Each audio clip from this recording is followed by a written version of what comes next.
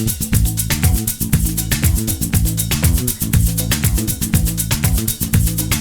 Alec. Hey guys, it's Alec Torelli, and welcome to an episode of Ask Alec, where I take your questions on poker and answer them in quick videos. Here I am at Watson Lake in Prescott Valley in the middle of Arizona on a beautiful road trip through Sedona in this region. It's an awesome place, and highly encourage you to check it out. Today's question comes from John, who wants to know about adding deception to his poker game, and he talks a lot about bet sizing.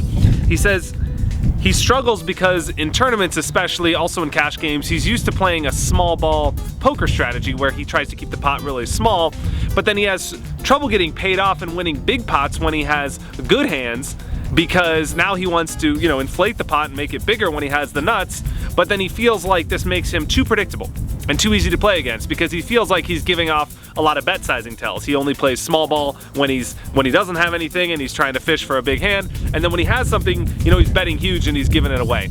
So today's video is a lot about bet sizing. I'm going to have some strategies for you to help balance this approach and make yourselves unpredictable against your opponents to make sure you're winning the most amount of money with those big hands of yours.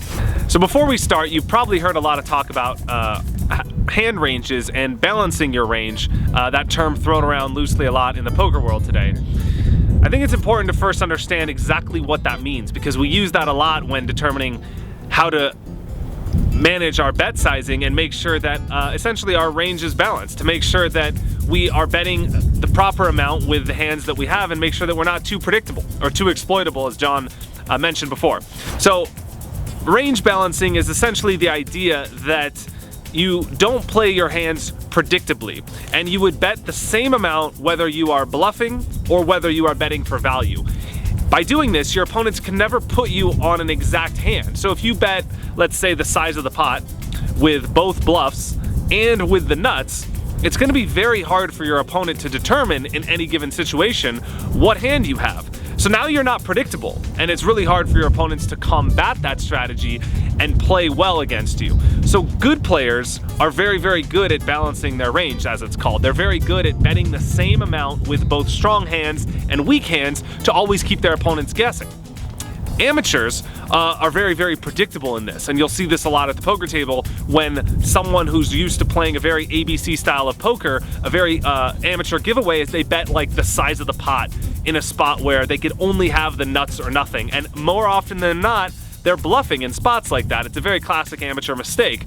This is called being polarized, and polarized means that your hand is not balanced. It means that you never have hands that you're value betting, but rather you have either absolutely the nuts, like you made the nut flush on the river and now you're betting the size of the pot, or you missed all your draws and you're bluffing.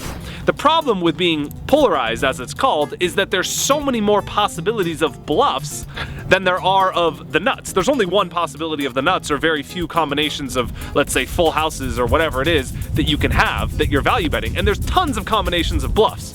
So anytime that your range is polarized, anytime that your bet sizing patterns aren't balanced, you're killing yourself, because good players are going to very easily figure out your game plan, and they're going to quickly understand that when you're betting a certain way, it's very, very indicative that you have a certain hand. This is why you'll maybe find that good players are really tough to play against, because you never know what they have. They're very good at bet sizing. So bet sizing is super key, and now you have a good understanding of why this is happening, and you could use this information to put it into your own game. So I'm going to give you an example of a time that's very, very important to be tricky with your bet sizing, to not be too predictable in a poker game. So let's say, for example, you make a huge hand on the river. You are the aggressor in the hand, and you check raise the flop, you bet the turn, and you make a flush on the river, right? People in this spot generally bet huge because they want to get paid off. They made their hand, the pot is big, they're excited, and they go all in on the river. The problem with this, and I'm not saying this is a terrible play all the time, but it's just a simple example. Of course, you can't apply one example to every single situation in poker, so don't take this exactly literally for every single situation. But the problem with always betting huge here in this spot is that you're very, very predictable. And the other problem is that there are often times when you do decide to bet small on the river. Maybe you have a set. You check raise the flop, you bet the turn, the flush comes on the river, and you still want to continue betting. You want to get value. So now you decide to bet like a third of the pot.